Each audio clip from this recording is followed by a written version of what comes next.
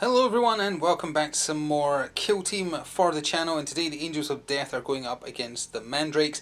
This series is available first to channel members, so hello channel members, thank you so much for the extra support you're willing and able to show. It helps keep the lights on and keeps the content coming.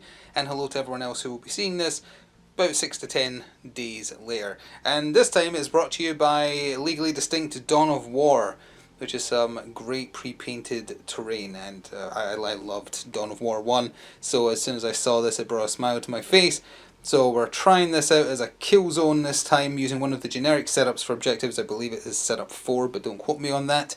And with that, let's go look at the setups for the teams. So not much to the setup for the Angels of Death. It's almost the usual, with the captain being in charge. Instead of a sniper, the heavy gunner is being brought along again with his heavy bolter.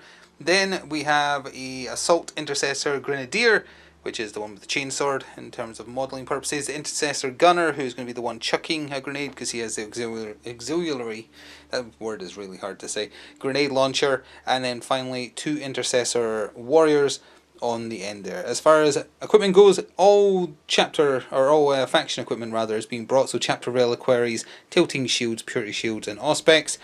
The chapter tactics are Dueler and the sturdy one, was it? I have to double check. Hardy. I knew it was a similar word, synonym. So Hardy and Dueler, because apparently those are the best choices. And the spooky boys are back for another go of it. Same setup as last time. Front row from left to right, we have the Night Fiend, who is the leader with his oubliette for a chance to negate damage. We have the Chooser of the Flesh with the big greatsword. We have the the Shade Weaver, Shadow Weaver, Night Weaver, Shade Weaver. That's what he is. Then we have the back here, back left, we have the Dire Maw. Next to the Dire Maw, we have the Abyssal, which is basically their heavy weapons guy. And then finally, to fill out the rest, you have 4 slots of Mandrake warriors. So look for the hair buns and the especially large amounts of Balefire or the purple cloak to identify at a glance which ones are special. I wonder if that picked up on the the audio there. If you heard that, that was a very irate bird outside the window. Good grief. Faction equipment wise, or equipment in general, they're bringing bone darts, they're bringing light barricades, heavy barricades and crack grenades. As per usual, tac ops will be revealed when and as they are needed. The kill up is in effect, but there's a quick overview based on the number of people in the kill team, what raises you up a kill grade based on how many you've killed. The crit up this time is going to be loot, which is just number 2 from approved ops. So you can do a 1 AP action to loot one objective marker in your control range is looted. You can't do that during the first turn, you can't do it while in control range of an enemy operative, and you can't do that if the objective marker has already been looted during that turn. Victory points: whenever a friendly operative performs a loot action, you score 1 VP or 2 per turning point. So you can have up to 2 scored. And there's a total of 3 objectives. Only matters from turning point 2 onwards, obviously. So with that, I believe we are ready to get set up. It's a deployment type of 6 inches on left and right of your screen. And we'll be back with that all set up and done after this quick word from my channel sponsor. This video is sponsored by Noble Knight Games. Check out the video description below for an affiliate link that will take you through to their store, and it will help me out as well. Thanks.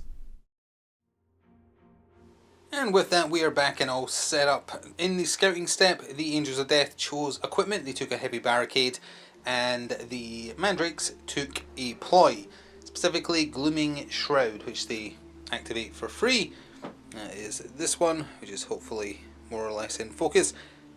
Whenever an operative is shooting a friendly Mandrake operative that's within shadow, or whenever an operative is shooting, you can retain one of your defense dice as normal successes without rolling it in addition to any cover saves, if applicable. So I'll give you a look at both sides of the table to see better how they're deployed, but I think you can see most of them. The heavy barricade deployment for the Angels of Death is all the way up there, next to Objective 1, just outside its control range. And the barricades for the Mandrakes, the 2 light ones are there, and their heavy one is right here. Here's a quick look at the Mandrake deployment side of the table. The Shade Weaver and one of the warriors is hidden at the back there, behind the... was that the barracks? I can't remember. Either way, they're hiding behind it, far back, right on the edge of the table, because they have that, well, the Shade Weaver can do that super special version of their Shadow Passage ability, so clearly setting up for that. And here is the Space Marine deployment site. The captain is next to both normal warriors. That's the gunner, the heavy gunner, and then the assault intercessor is on the far side of the screen there, just there. So with that, let's jump into turning point 1 and see how this all plays out. So I did forget to mention that equip beats ploy, so does the Angels of Death, who go first because of the scouting step. The heavy gunner was the first to activate, doing a reposition plus dash to get behind this generator here. Pretty obscured, but does have a firing line through here. So after taking some advice, if you're against crews that would be good to counter against with counteractions, consider taking an engage order even on turn 1, so that when you do that counteraction, especially if you're massively outnumbered, and the Mandrakes are 2 to 1 in terms of numbers against Space Marines, well, not quite, but close to. So trying that might be a mistake. He's definitely going to have cover from any angle they'll be able to get from where he is currently. So yeah, we'll give it a go, trying to learn better tactics with them. First activation for the Mandrakes was the Abyssal, who just repositioned into here, kept his conceal order, and is doing nothing else. In terms of height, I think he's just able to see over that. It's not quite meant for Mandrakes, it's meant for Space Marine height, so yeah, he's a little short, but I think he can see over it. Second activation for the Angels of Death was the Assault Intercessor. It's actually the Assault Intercessor Grenadier. I need to keep on using the correct terms because he does have extra grenades, much like the Intercessor Gunner. He repositioned and dashed up with the Heavy Gunner, however he kept his conceal. Next up for the Mandrakes was the Dire Maw. He didn't move very far, he moved like an inch basically, just behind the heavy barricade they set up there. With their 7-inch movement, he can still very comfortably make it onto Objective 3 in turning point 2. Over to the Space Marine side of the table, the Captain activated and is just perched up behind that heavy barricade that they got in the scouting step, and is keeping his conceal. Completely opposite corner of the table, the Chooser of the Flesh has moved next to the Abyssal, kept his conceal order, and is just hiding in that barricade there. One of the 2 Intercessor Warriors activated and moved next to the Captain. He did take an engage order and is also hiding behind the heavy barricade. The Mandrake Shadeweaver activated and did his portal thing, so it isn't exclusive to him. Just as a reminder, for Mandrakes, once per turning point, one of them can use Shadow Passage. However, if the Shadeweaver does it, he kind of creates a 2-way portal, and multiple people can use it per turn instead of just one of them. So he'd use Shadow Passage, it counts as a reposition. He puts down a marker within his control range where he was, which other people can use this turn. He teleports, you have to be within shadow where you end up, can't be a valid target, etc. And he has moved, if we just move the camera, behind that generator. He is not visible to anybody there, and he kept his conceal. Now you might notice us, first of all, there's the other end of the portal right next to him. We put it in his control range. You might notice the second token down there, but that is because he spent his other AP on Weave Darkness. So if his Weave Darkness marker is already on the table, you would remove it, and then you place it visible to him, or on vantage of a terrain feature visible to him. It creates an area of smoke with the same effect as a smoke grenade, except you do not remove it during the following turning point. If this operative is incapacitated, you do remove it, and the only stipulation is you can't do it while in control range of an enemy. So that's him hiding behind there, but also just in case someone somehow popped up there or anything, there's now essentially a smoke grenade popped up there too. Back in this corner again, second last activation already of turning point 1 for the Space Marines was the other Intercessor Warrior, who repositioned plus a dash and has made it over there. Now he isn't within cover. The angle though of the sticking out part of the generator there will obscure a little bit, depending on where he gets shot from, and obviously the person shooting at him risks exposing themselves to counteractions, which will be happening very shortly. But yeah, he's not entirely safe where he is. He could absolutely be shot.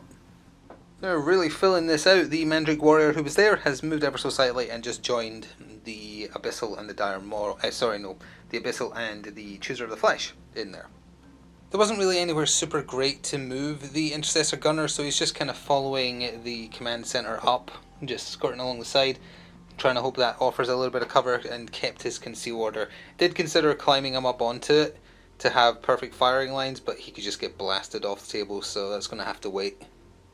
The Mandrake Warrior that had started the game next to the Shadeweaver followed through the shadow portal he created and has ended up in the same place next to him up there in the middle of your screen, and now it is on to counteractions for the Angels of Death after each of the Mandrake activations.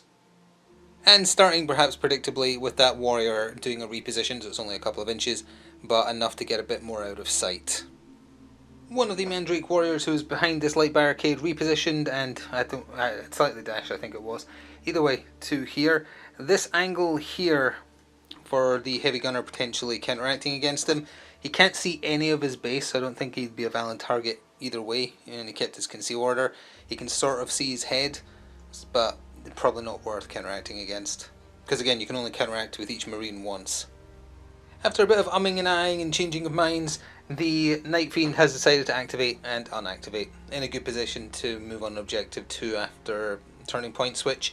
So, yep, he's just chilling. And the same can be said for the final warrior who was behind that light barricade. He's just going to stay where he is and do nothing. I don't think there's anything worth counteracting just to do like another reposition with somebody. Probably not. So on that assumption, we'll go into the end phase for the first turn. Yeah, no additional counteracting there. So at the end of turning point 1, nothing scored in the kill op for either side. Crit op only becomes active in the next turn, and tac ops were not revealed, but can be revealed from turn 2 onwards, depending on what criteria they have. So, nothing much else to report, just a lot of positioning in the first turn. Having the firing lines with a couple of well defended, like behind heavy terrain, etc. Gunners, I think, helped stem the tide of just the Mandrakes just charging forwards to gang up on everybody. But we'll see if that makes a difference in turning point 2. Top of turning point 2, the Angels of Death have won the roll-off and have selected to go first. They're also revealing their attack op. It's Seek and Destroy Champion, and we've seen this one a bunch before. It's just a fun one. As a strategic gambit in each turning point after the first, select one friendly operative to be your champion, and then you can score victory points if they get a kill, and 2 victory points depending on the wounds, but that won't be relevant here for the Mandrakes, I think. So the champion for this round is the Heavy Gunner, so him there. They're also spending 2 command points on 2 strategy ploys. Combat Doctrine, specifically, they are going into the Tactical Doctrine, so shooting an operative within 6 of it to give them balanced, and Indomitus. So whenever an operative is shooting a friendly Angel of Death operative, if you roll 2 or more fails, discard one of them to retain the other as a normal success. The Mandrakes are also spending 2 command points on strategic ploys. They are doing Glooming Shroud, again, which is what they got for free at the start of the game, so already covered that. And Blade in the Dark. Each friendly Mandrake operative can perform the charge action while it has a conceal order if it starts or ends that action within shadow. We're basically counting all terrain here as heavy, so most of them are in shadow, as long as they're within an inch of it. So this is where things are going to get very bloody, explodey and shooty.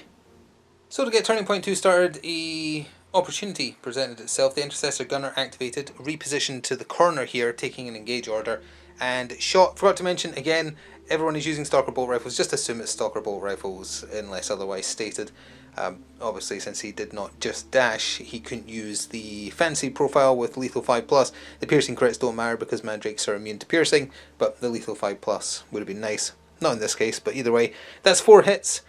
Normally a 5+ save, it's a 4+ because he's within darkness, but that's still just a 5 as a regular save, meaning that 3 normal hits got through, and that is 9 damage, which takes that Mandrake warrior out. And he was a valid target because he had clear line of sight. Now he still has an APL left or an AP to do something with.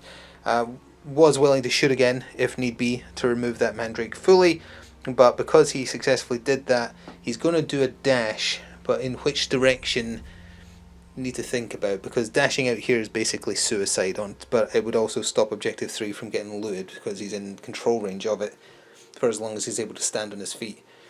Yeah, I need to think about it, hang on. Yeah, I decided dashing back is probably the best bet for his 3rd AP. Absolutely can still be seen by the Chooser of the Flesh right there. I think the Abyssal would have to move. I don't think he can see him because of how tight that corner is there. But yeah, he's not safe, but he can certainly get hit by less things by backing up there, even if it does mean giving up objective 3 for the turning point.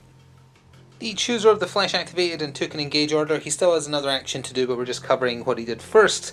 He fired a Bale Blast at the Intercessor Gunner, who is obscured, but you know where he is, so it's more important to see the dice. And as a reminder, for any of the ranged attacks the Mandrakes do, it has the Soul Strike rule, which means that you're looking to roll equal to or below your EPL stat as opposed to whatever your normal save is. So instead of a 3+, Space Marines are looking for 3s, 2s or 1s, with 1s being crits. It's a 3+ to hit for the Mandrake, so that's 4 hits with 1 crit, and The save normally would have been a fantastic save, but because of the Soul Strike rule, it's actually only one success. Now, opting to, because of Indomitus, one of those can get discarded to turn the other into success, which in this case would be a 2 or a 3. And 1 CP is being spent on transhuman physiology to count one of those as a crit. So this is now 1, because of the weird way this Soul Strike works. So that means a crit and a hit are negated, 2 normal hits still get through though, and that is a total of 6 wounds of his 14, I think? Yeah, 14. For his other action, the Chooser of the Flesh just did a reposition and has actually backed up out of sight because he didn't want to be grenade bait for the Assault Intercessor Grenadier, who could have thrown a blast grenade and gotten all of them in there now that he's a valid target, so smart thing to do there was to flee. The Intercessor Warrior who was against this generator activated took an engage and walked right to the corner there within the control range of Objective 1. Performed a loot action, so that gives them 1 VP right there. Also means it can't be looted further this round. And he's in a good position to potentially do a counteract later on. Absolutely a valid target, but he will have cover. The Mandrake Warrior that was next to the Night Fiend behind one of the light barricades activated has moved up to this corner here with a reposition, and then revealed their attack up by doing the Plant Beacon action. So that's what they're going after this time. You reveal it the first time someone performs this action. Place one of your beacon markers within the operative's control range, more than 4 inches from your drop zone. Yep, and more than 6 inches from other beacons. Well, there isn't any. With no part of it underneath Vantage. That won't be a problem in this particular kill zone. You can't perform it during the first turn. You can't do it while in control range of an enemy. Yep. Or during an activation which was set up. Okay, so if you like drop struck or something. Once per turning point after the first, whenever one of your beacon markers is placed wholly within your territory. Yes, because the line there for the middle of the table, this is their territory. So that's them scoring 1 VP instantly then. Once per turning point after the first, whenever one of your beacon markers is placed wholly within your opponent's territory, score 1 VP. Okay, so that's how you score the maximum of 2 off the attack hop per turn, once in each half of the table. And I guess they just stay there with no way to move them. Alright, so that's 1 point for them. He thought he was safe. He thought that the heavy gunner was going to be the one to activate, come into the open, get a kill, and then get immediately blasted off the table. No! Forgot about the other warrior all the way up here, poking out through this gap between the heavy barricade and the command center there. He has an engage order, and he has a perfect line of sight on that warrior. So he activated, he shot, that's his dice there, he got 1 miss, and 2 hits and a crit versus just 1 success there, which would block out that. So the crit and the hit get through for a total of, with the Stalker Bolt Rifle, that's 4, 5, 6, 7, which means he's alive, but Robin gets another shot, so he's almost certainly about to die. Yeah, because he hasn't moved, he has lethal 5+ right now, so that's 3 crits. So yeah, that's the warrior down there, with 1 wound remaining, off the table with 2 kills under their belt now, with a 9 model kill team. That means the Angels of Death are on the board on the kill up for 1 VP.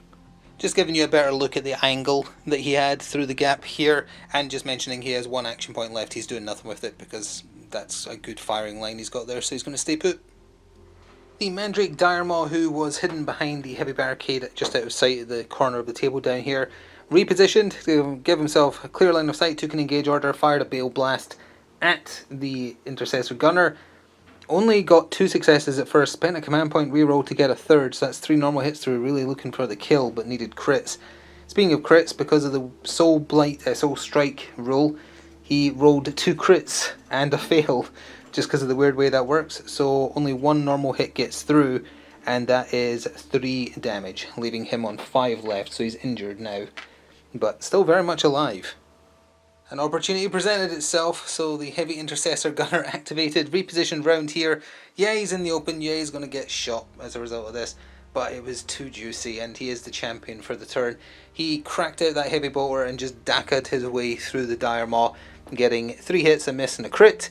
1 successful save from the Diremaw only counteracts that, which means the crit itself, it was also piercing crits, but again, piercing doesn't matter against Mandrakes. It's 5 plus the 8, so that's 13 to 8 wound model. So the Diremaw is out of there, and that is a point on the tac op for champion. He didn't have more than, was it 12 wounds? Yeah, it's only really for Space Marines, that additional roll. So it's just the 1 point, but that's still pretty good. Oh boy, did he pay for that quickly. Was not expecting such a good roll from the Mandrake Abyssal, who took an engage order and fired his Burn Bale Surge, which is 5 dice hitting on 3s, 3-4 damage, lethal 5+, and the Soul Strike roll. So that's 3 crits and a hit, versus what would have been an okay roll, but because of the Soul Strike, 1 success. Indomitus turns one of these into a success, but that still means that either 1 crit gets blocked or just the single hit and then 3 crits get through. Even blocking a crit, that's still not enough, is it? Because that's 2 crits and a hit, and the crits are doing, that would be 8, 9, 10, 11. Oh no, he's alive. Okay, he's alive. He's just really, really badly burned. That's going to have to be how it goes. Yeah, I don't want to spend another... Well, spend a CP to counter...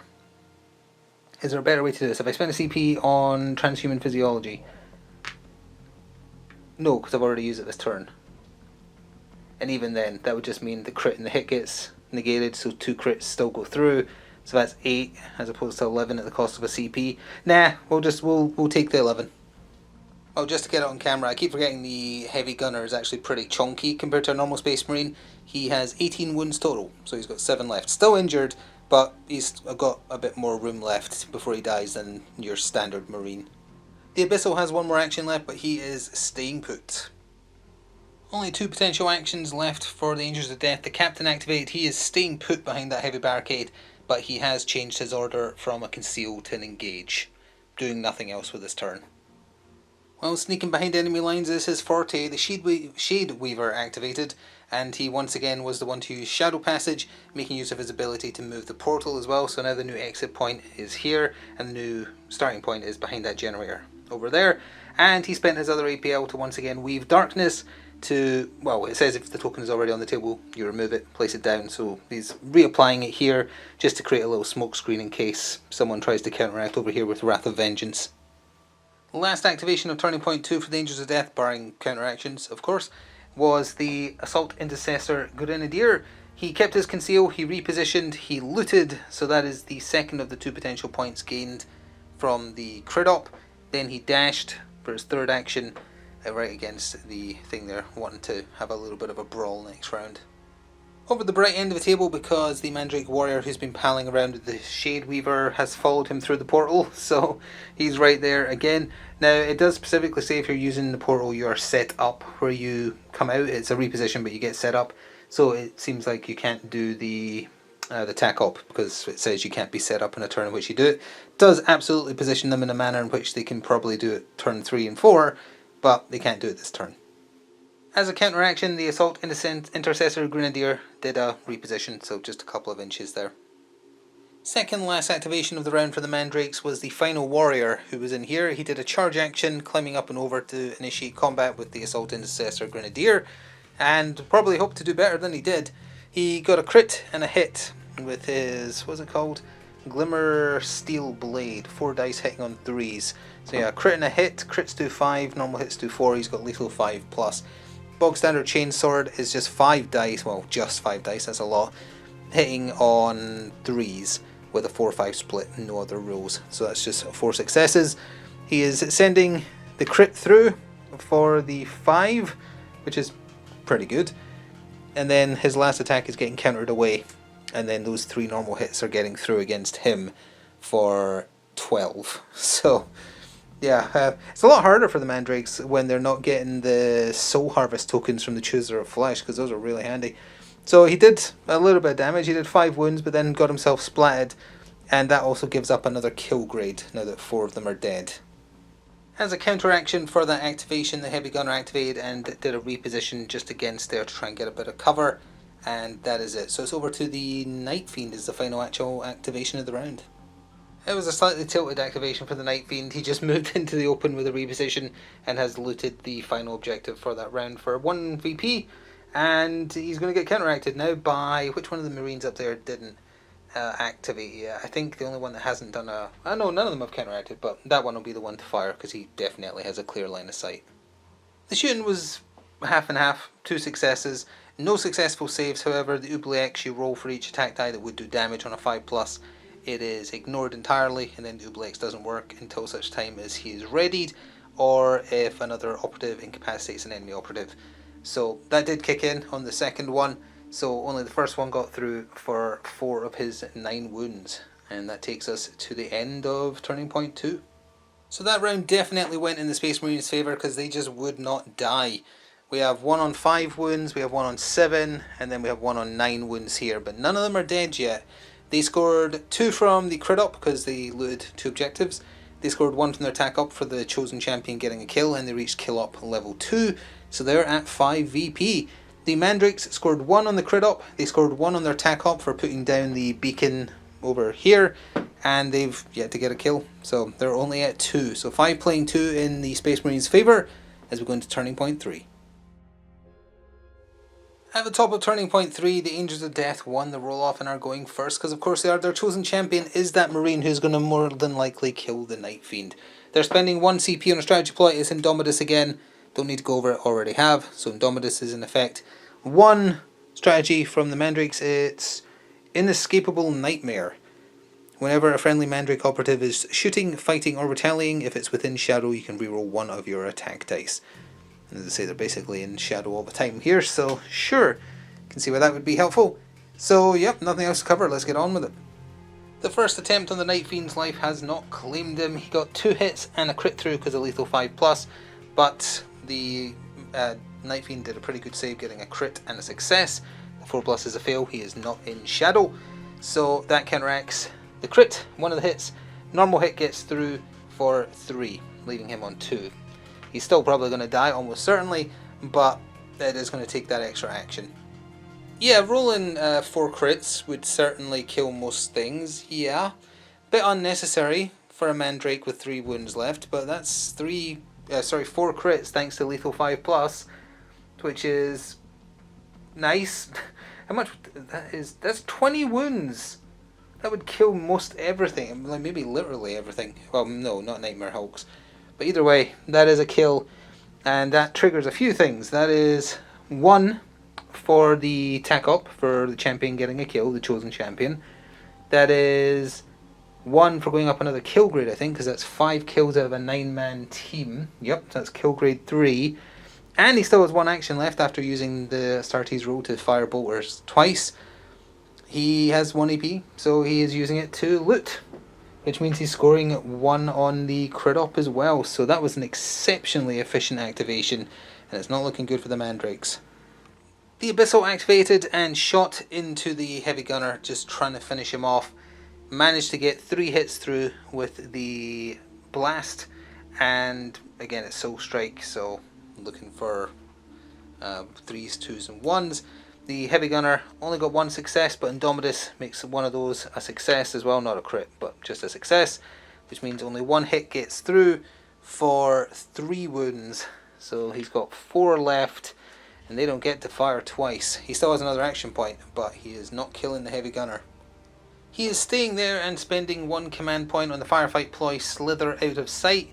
You use it at the end of any Mandrake's action or turn if they have an engage order.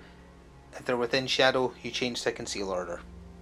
Knowing that his time is almost certainly up, the Heavy Gunner, who is injured, hobbled onto Objective 3 and looted it for the second of the 2 possible crit up scores for this round. The Chooser of the Flesh activated, moved into here and shot at the Heavy Gunner with his Bale Blast, getting a crit and 2 hits. 1 crit success because of a Soul Strike rule, still 2 normal wounds get through, and that means he's taking 6 and he has 4.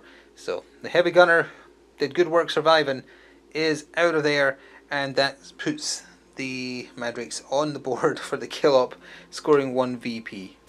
Well, we have a fight sequence to go through because the Assault Intercessor Grenadier took an engage order and charged into the Chooser of the Flesh, who had an engage order, spending final CP so far on Shock Assault, which is a firefight ploy.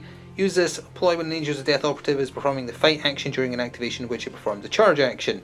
At the start of the resolve attack dice step, until the end of that action, its melee weapon has shock, and also the first time you inflict damage in that sequence you do 1 extra, to a maximum of 7, which is quite a lot. So he rolled a crit, 2 hits, and sorry, no, that's the Mandrake's dice. Should definitely have had them the other way around. The Mandrake rolled a crit, 2 hits and a miss. He rolled 4 successes and 1 crit on top of that. So he is resolving the crit.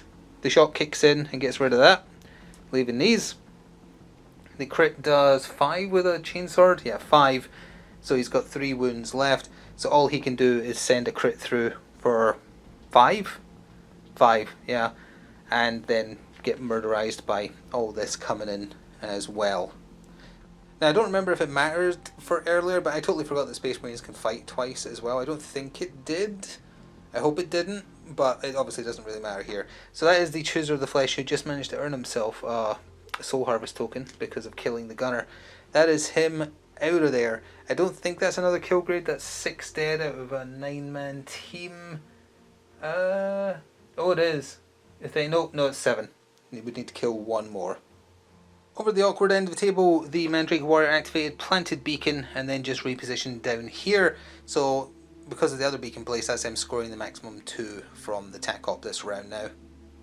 The heavily wounded Intercessor Grenadier hobbled forward, then chucked a crack grenade at the Abyssal. Oh, we know the Abyssal had a conceal. The Chooser of the Flesh's engage order was on top of it. So, never mind. It would have just been a crit through, so it wouldn't have killed him anyway, but no, he couldn't have done that. So, what will he do instead? He'll just reposition then. I totally forgot that he'd changed to conceal. It was hidden. He'll just hide. He'll just hide behind his generator because he doesn't want to die. So yeah, he's just going to hide over there. So ignore all the dice. That was the good job catching it, I guess. Impromptu decision to change what he was doing because of catching that. Almost got him killed. Final activation of the round for the Mandrakes was the Shadewalker, who just walked over here and shot Bale Blast into his back and managed to get 3 normal hits through with a miss. Soul Strike, so 1 crit success, 1 normal success, means only 1 normal die is getting through, and that is 4 damage, right? No, 3 damage, 3 damage. So he is alive on 2 wounds remaining. So he is hanging by a thread with no medic in sight. One of the Intercessor Warriors repositioned, dashed, fired his bolt gun once into the warrior who's hiding over there. He's through the smoke marker, equivalent smoke marker. Only got 1 success, which was blocked, so no damage there. And now the Mandrakes have the option to counteract if they want. So you better believe they want. The Shade Weaver activated and finished what he started. More balefire into the back. Got 3 normal hits through, 1 crit success. Oh, no, sorry, 2. A success and a crit success, but that still means 1 goes through, which is enough to take him out. So the Assault Intercessor Grenadier, the Intercessor Gunner rather, is out of there, and that is another kill grade for the Mandrakes from that action. The Captain, who's done absolutely nothing in this round, repositioned, dashed. He's going for Objective 2 for the final turning point, and has done nothing else. And again, there is another opportunity for a counteract from the Mandrakes. Well, unfortunately for them, their last 2 options both have conceal orders, which is a shame because one of them almost certainly would have got another kill. But the warrior on the edge of the table has ever so slightly repositioned, like an inch of the 2 allowed. So he's just moved further back around this to get a bit of cover from the Intercessor Warrior just in case he goes first in the final round. But that is it. The last Marine to activate is up by there, and he wants to grab that objective in the final turning point, so he is just going to activate and unactivate, and that takes us to the end of turning point 3. At the end of turning point 3, the Mandrakes, despite being a little thin on the ground now, made quite a comeback. Space Marines though, they scored in that round 2 from their crit op, 1 from the tac op. They're up to kill grade 3. Their total VP is 9. For the Mandrakes, in that round they scored 2 from the tac op and went up to kill grade 2. So their total is up to 6. So 9 playing 6 in the Angels of Death favour. Let's go to the 4th and final turning point. At the top of turning point 4, the Angels of Death have once again won the right to choose, and they're going first. Because of course they are. Their chosen champion for the round is the Intercessor Warrior to the far left of your screen that is going to immediately activate and shoot the Shadewalker twice in the back to try and secure that last point from the tac op. We'll see if it happens. In terms of spending on strategic ploys, nothing from either side. So sure enough, the chosen champion activated, shot his stalker bolt rifle, which has lethal 5+ because he didn't move, into the back of the exposed Shade Weaver. This is the first roll here, so you got a miss, a crit, 2 hits. 1 crit from the Shade Weaver, counters that out, 2 normal hits get through for 6 wounds. And the other dice roll, I'm not sure if it's visible, 2 crits because of the 5+ lethal, plus a normal hit, an absolute goose egg from the defense roll there, nothing at all. So that is him obliterated, blown off the map. His Weave Darkness token also goes away there. That is a kill grade increase, and 1 point from the champion getting a kill. He has 1 action left. He is dashing out of potential line of sight here, just so it's harder in case he decides to shoot him. The Abyssal activated. He did take an engage order, fired point blank into the Assault Intercessor Grenadier, got 3 hits and Soul Strike, so just 1 success there by him. 2 wounds getting through, that's enough to take out what he had left. Not enough for a kill grade, and then 1 CP was used on Slither out of sight again to change him back to Conceal, so that's why we just kept the Conceal there. We are running out of battery, and to save us changing it, we're going real quick. The captain activated, moved, and looted that point. Now, I presume the Space Marines were probably able to remove those pickup marker icons from the TAC-op for the Mandrakes. He technically could put one down there. He's opting to Shadow Passage to get out of there and just teleport to the safety of his own side of the map to deny another kill tier. So he's just going to vanish from there. And what is essentially the last important activation of the game, that tactical, I was going to call him a tactical marine, that's old fashioned. The Intercessor Warrior activated, looted to get the other potential point from the crit up, so they got the full 2 again, and that's it. And there's no counteraction because they both have conceals, can't do anything really. So that takes us to the end of the game. Let's go tally the final points. Yeah, it was a bit of a stomping there, no matter how you cut it. The Mandrakes going into an elite team, it definitely seems rough, not being able to get those soul harvests as easily, because those soul harvests seem so important as well, and the Marines just would not die. So as it stands, gained in that round by the Angels of Death, 2 on the crit op, 1 on the tac op. They stayed at kill op 4, so their total, prior to the primary op being revealed, is 13. The Mandrakes, they didn't score anything, they stayed at 6. So 13 playing 6. The primary op for the Space Marines was their tac op. They scored a total of 3 for their tac ops, that rounds up to an extra 2, so 15. The primary op for the Mandrakes was also the tac op, and that scored, oh, you know what, they did score from the tac op in that round. They scored the full 2. I am entirely incorrect. So hang on a second, that means they're at 8, and then half of 5 would be rounded up to 3. So they're 8, 9, 10, 11. So actually it would have been 13 playing 11. Sorry, I totally forgot that there was a score on the TAC-op there for them, with both the symbols still down 1 in each table half. So that was actually closer than I thought, despite the slaughtering they took on the board. Yeah, apologies for that, totally forgot. Anyway, back with some very quick final thoughts before this battery runs out. So after one final check to be absolutely sure, because I was saying the Space Marines victory points prior to adding on from the primary op, the final score absolute is 15 to the Space Marines, 11 to the Mandrakes. Still closer than it would have appear based on how many of them are left alive on the table. But yeah, that was fun. Mandrakes obviously, well, I say obviously, certainly seems like they don't do well into elite teams. That's fine. This wasn't an advantageous map because of not a lot of vantage to just have those pockets of shadow to teleport around in. Although I was counting all the terrain as heavy because it looks well defended, so I feel like that's warranted. Anyway, don't mind any little mistakes. This is just for entertainment. It ain't a tournament, so treat it as such. Also, if you do plan to comment, please read the channel rules first. Thank you for watching either way. Thank you again to my channel members who help keep this channel afloat. It is greatly appreciated, and I hope you enjoyed seeing this early.